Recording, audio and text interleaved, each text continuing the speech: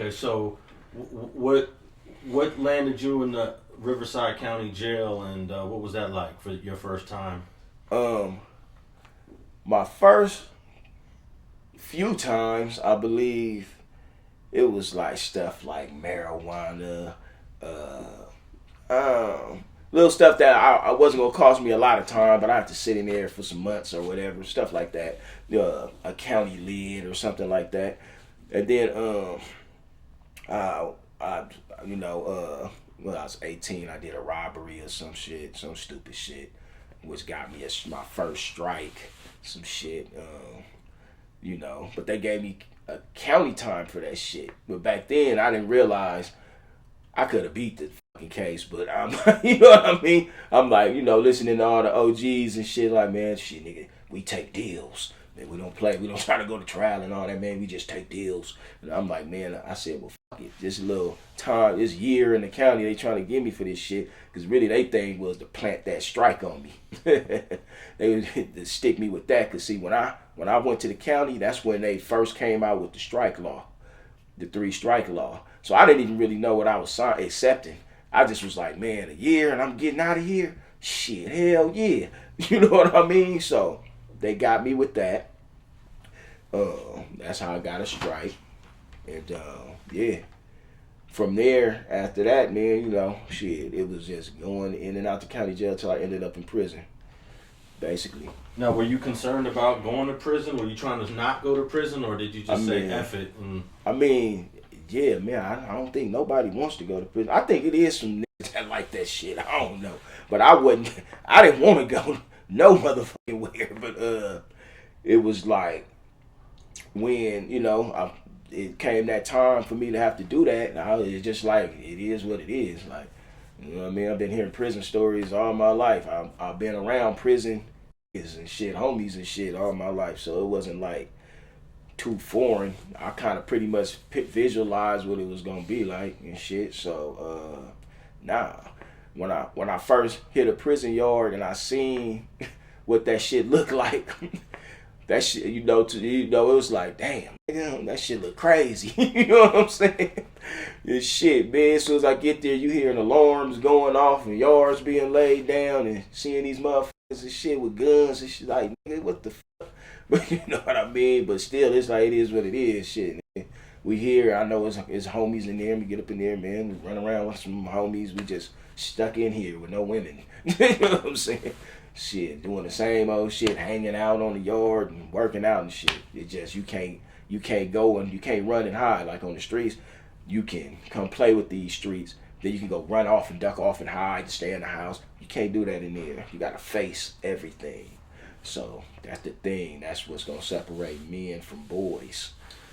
Now, when you got to prison, was it difficult to express your identity as a Perris neighborhood Crip? Because I'm sure most people there probably didn't really hear about it. A lot of people didn't, but you know what I mean? A lot of people did. So it was like, it wasn't really, like for me, it wasn't, I was embraced. You know what I mean? I've heard some homies with different type of stories, but me, I was embraced in there. So it wasn't like I was the eyeball or nothing like that. So I fell right in. You know what I mean? I know how to fall in with the homies and shit like that. So now, what was now your family is learning that you're going to prison. They must have been really disappointed. I mean, at this time, I kind of think that they were like, man, this is what this dude gonna be doing, because it was like he been doing this since juvenile. This is what I think, and they kind of had faith that maybe he going through these few things as a youngster, and then he's gonna realize, hey man, he ain't got to do that, or he might be burnt out, or he might not. It might scare him or something in their mind. But nah, man, that didn't stop me. None of that shit didn't. You know what I mean? It just was another learning experience. You know what I mean? I took prison as a long stay at the gym. I'm finna work out, get in shape, and mingle with the homies, and you know what I mean, have a few stories to shit, you know what I mean? But it was miserable, I'm not gonna lie. It ain't like every day is a fun day, you know what I mean, because you missing your family if you got kids. You know what I mean? That's time that you out your children's life. I had to go through that. So it was a lot of stress too. You know what I mean? I just try to keep busy to keep my mind off them things because there's nothing I could do about it. But I did miss my kids. You know, that shit ruins families and shit. Like, if you don't got like a solid female out there to stick by your side, man, you gonna lose. You know what I mean? And stuff like that. So it's a fucked up thing too. It makes you move smarter when you get out. Some of us. Some people is just like, they don't give a shit. They gonna still do dumb shit and dumber. And just, you know, you got some that just, like I said, some people, I think they like that shit. I don't know. So how many times have you been to prison, and how many total years you think if you added it up, you did? I only been to prison one time. Oh. Yeah, I'm a pretty smart individual in what I was doing out there. You know, I would always think shit out. The times I got caught up in some shit was basically somebody told on me.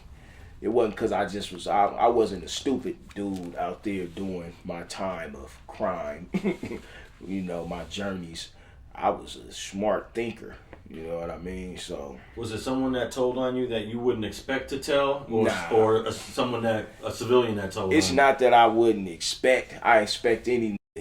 I don't care. You could look like O-Dog from Menace to Society. That shit don't mean nothing. These niggas be telling. But like an incident, like a nigga look like O-Dog, the hood hand, one of the situations I had, you know what I'm saying? I ain't gonna say no names and stuff like that, but you know what I mean? Like, he gave a statement, you know what I mean? And that aided them to busting me. His mom was saying all type of shit, and you know what I mean? I end up beating part of the case, and then I had to take a deal for the drugs and stuff like that, but the other part, that was a shooting, so I end up beating that part. So to take a deal for the other stuff was like, yeah, my pleasure. You know what I mean? So, but yeah, but I've been told, I say, man, probably 8-9 years of me being incarcerated as a whole, as a total, yeah.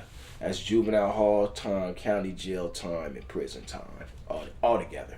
Yeah, that's a big chunk. Yeah. So it was like, to me, I was looking at this is just how life is. You know what I mean? Even though I knew a different type of life from my parents, but this is the life I chose. This is just comes along with it. So you have to accept all these things. That's how my mind was conditioned. You know what I mean? To think.